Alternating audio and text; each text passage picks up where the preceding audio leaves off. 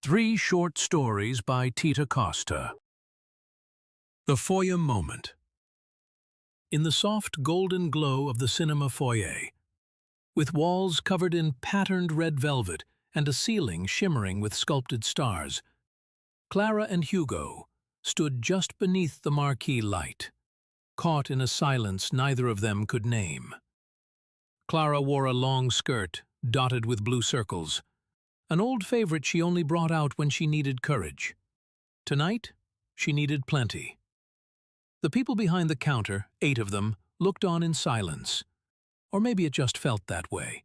Their elongated faces and pastel clothes gave them a timeless, almost otherworldly stillness, as if they'd stepped out of an old European painting.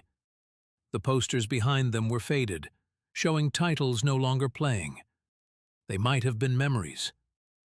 Hugo kept his hands tucked in his pockets. He wore that sea-green shirt Clara had once told him made him look like a dreamer. He had smiled then. He wasn't smiling now. "We're missing the previews," Clara said, her voice light, trying. He didn't answer. His gaze met hers briefly before drifting back to the people behind the counter. Or perhaps he was just avoiding the weight in her eyes. "I didn't come for the movie," he finally said. Clara tilted her head. "Then why did you come?" "To see if the magic was still there," he said. "Between us. This place, we saw our first film here." She remembered.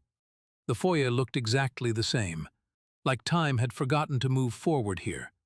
Maybe that's why they'd chosen this spot to meet again, after weeks of uncertainty. Clara turned, watching the motionless faces behind the counter. In a strange way, they looked like an audience, waiting to see how this real-life scene would end. "And is it?" she asked quietly. "Still there?" He looked at her then. Really looked. Past the blue polka dots, past the nervous grip of her fingers on the fabric of her skirt. "Yes," he said. "But only if we stop pretending everything's fine and actually try." She smiled then, small, uncertain, but real. She stepped closer. "Let's skip the film." "And do what?" "Walk, talk, no audience."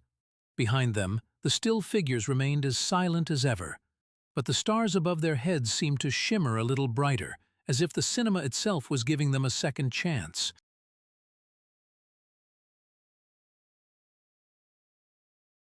The Mushroom Bar. At the end of a cobbled alley no map dared to name, where lamplight flickered like candlewicks and the air always smelled faintly of rain and cinnamon, there stood a bar that only opened after dusk. It was called the Spore and Spoon, and if you blinked, you'd miss the sign. A painted mushroom cap with tiny gold letters that shimmered as if whispering secrets. Inside, the bar looked like something out of a dream or a half-forgotten fairy tale.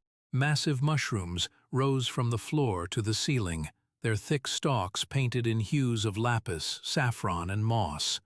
Their caps stretched overhead in bold oranges and yellows, dappled with white spots, casting warm, dappled light across the wooden bar.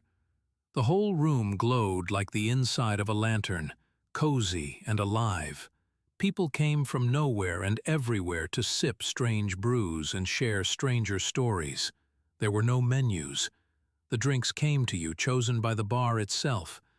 A cloudy blue glass for the broken-hearted, a steaming mossy green for the hopeful, a red fizz for those with something to hide. Behind the counter stood Mirth, a barkeep with silver-rimmed spectacles and an apron embroidered with toadstools. He never asked your name, but he always knew what you needed. "The mushrooms, remember," he'd say with a wink, tapping the polished wood. It was said that the bar grew, literally. Each mushroom column sprouted from a seed planted long ago by a traveler who exchanged a story for shelter. The more stories told, the more the fungi thrived.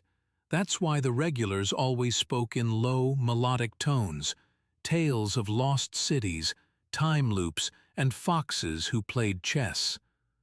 One night, a woman in a red cloak came in, dripping with river water.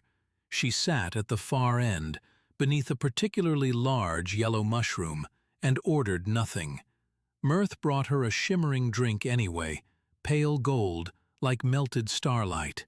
She sipped, then spoke. "I've walked through 12 forests and forgotten 10 of them, but this place I remember from a dream." Mirth only smiled. "The spores reach deeper than memory. Some say she never left. Others claim she became one of the bar's guardians, her laughter occasionally heard among the creaking shelves when no one's watching. What's certain is this: the Spore and Spoon is not just a bar. It's a living thing, a place that listens, that grows from stories and drinks in memory like rain. And if you ever find it, drink slowly, speak gently. You never know what might take root.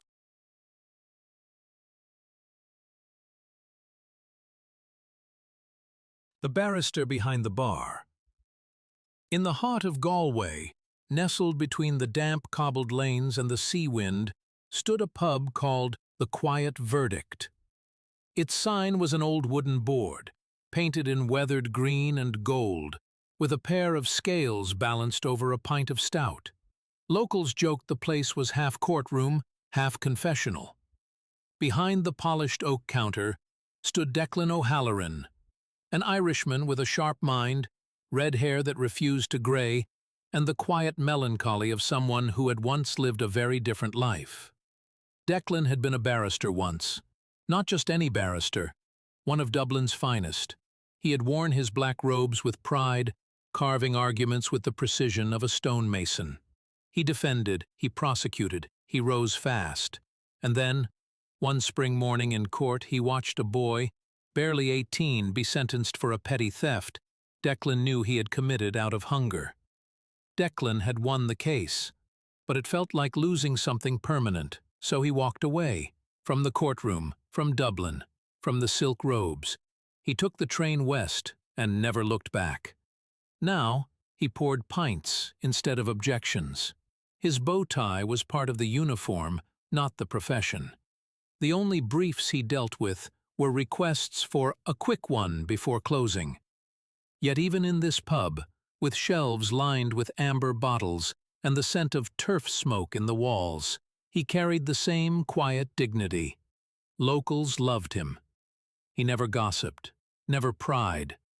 But when someone sat alone too long, or looked at their pint like it held the answer to something bigger, Declan would quietly slide a coaster over and say, "Tell it to the bar.